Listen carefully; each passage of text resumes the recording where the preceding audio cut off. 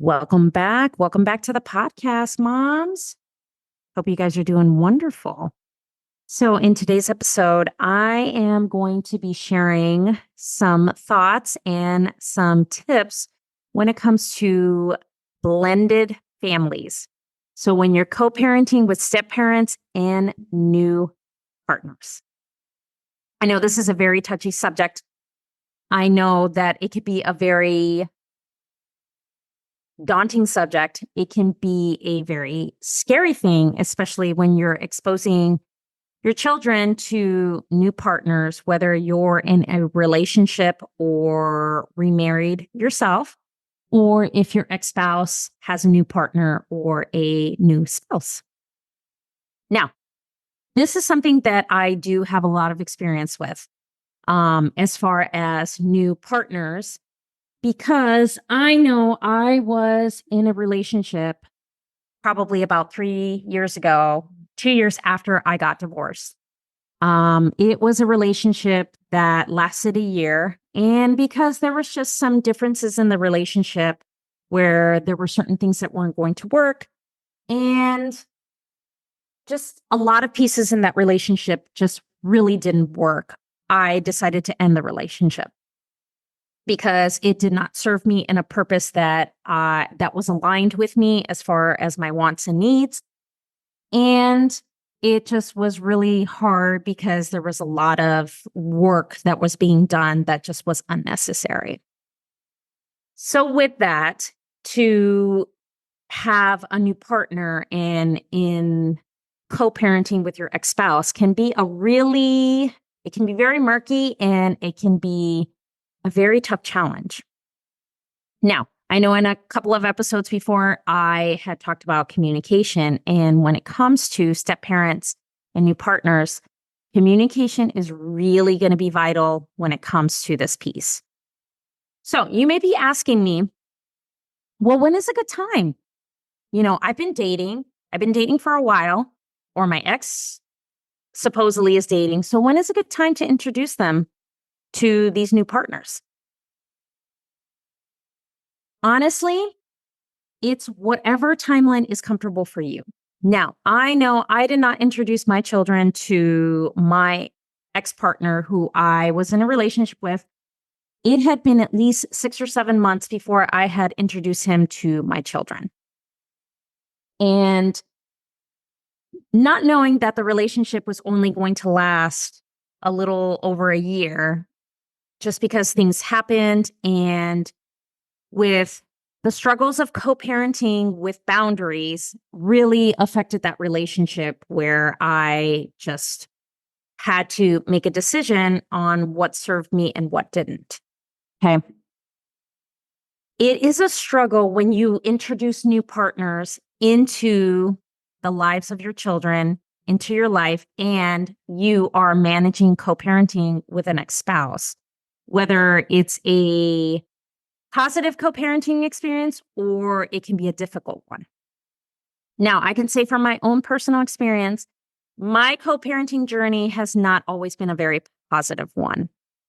And boundaries are something that you have to have as far as for you to make sure that things stay in place and there is respect along the way. Here are a couple things that I think help when you are introducing children and co-parenting in a positive way with step parents, new partners, when you're dating or you get remarried or whatever the case may be. So I think one of the things that is really important is to make sure that you vet and you really get to know your new partner just on a longevity basis. And the reason I say that is because the dating culture today, the reality is it's absolutely fucking terrible. Okay.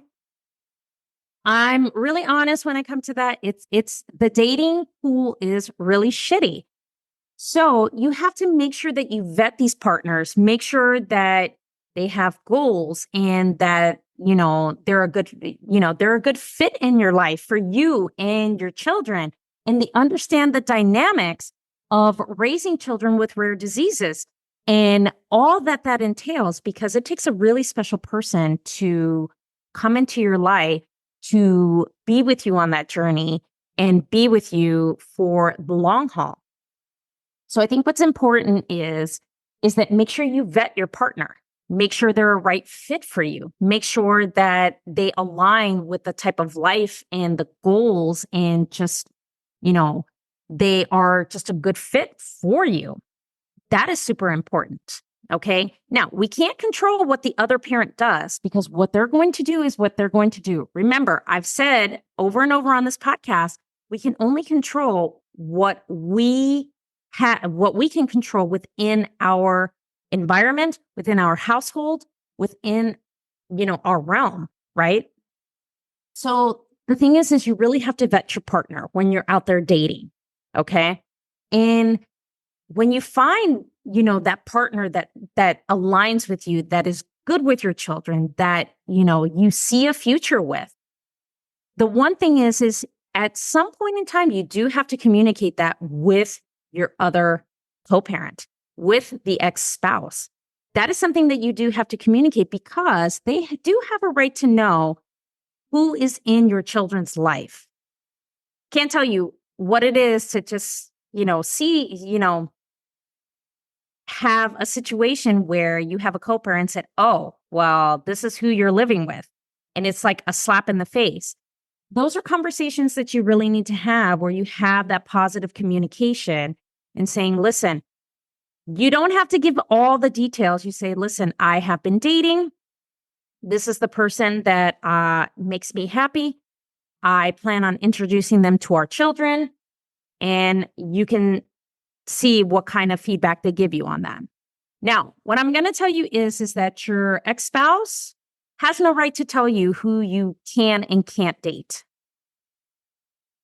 No fucking way. Okay. The thing is that you're coming to them and being respectful and letting them know who is going to be around your children, and that you just would like the same respect back. Okay. Now, I can say that it's a 50-50. The 50-50 chance that, yes, they'll tell you who they are in a relationship with and who's coming around the children. And 50-50 if they just don't want to tell you. Okay. So when it comes to having children with special needs and rare diseases, like, we have to tread lightly, because that journey is not always for everyone.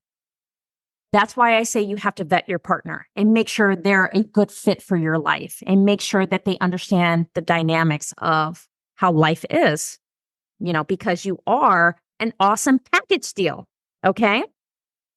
So they have to understand what comes with that package, and understand that, yes, there is that other co-parent that you have to communicate with, and that you have to make sure that you relay information, and they are also taking care of the children as well, right? So I would think, now, if you have a co-parenting dynamic where you get along and you get along with each other's other partners and each other's other spouses, I think that is wonderful. And you know what? In a perfect world, that's what we want. Because if there's more people to love the children, the better it is to raise them. But I can say there are situations where it's not going to be like that. So that's why I focus on my program on how to collaborate positively and have that partnership, so that you can raise these children to be happy, and they see two happy parents.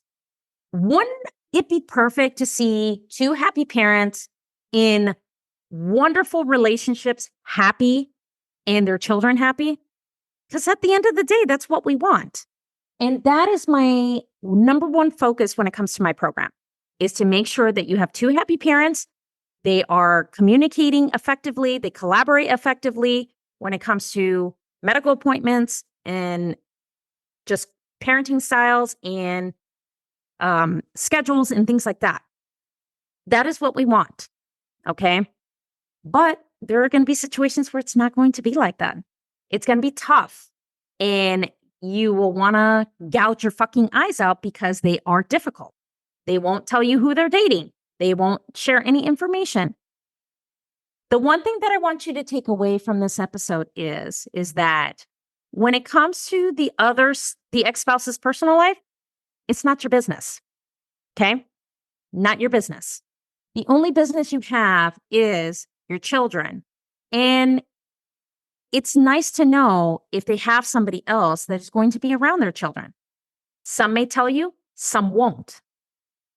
And you just have to find that just middle ground where you stick to everything about the children and not about all that other noise and personal drama. Okay? Because we get lost in that, and then it's not good for you, it's not good for them, and it's not good for the kids. Okay? So what I can do is just make sure you vet your partner, and make sure you communicate with your ex-spouse as far as who is going to interact with the children, because I think they deserve that respect. And if you get that back, great. If not, don't beat yourself up for it. Okay? And if you're able to collaborate with their new partner or their new spouse, that's even more of just a plus, because then you can share those different types of communication that needs to go out, medical appointments, all that stuff. So you can have more of a collaborative team, because that's what we are, a team. Okay. So those are kind of my takeaways when it comes to blended families and step parents, new partners. It's just sometimes we have to give people the benefit of the doubt unless they prove us wrong. And like I said, your ex-spouse's personal life, it's not your business. Yes, we would like to know who is going to be around our children. Some may tell you, some may not. And that's just something that you have to navigate. And like I said, you can only control what you can control within your environment. But you can also communicate effectively and make sure that the children have happy homes. So that is it for this episode. If you'd like more information, apply to the program.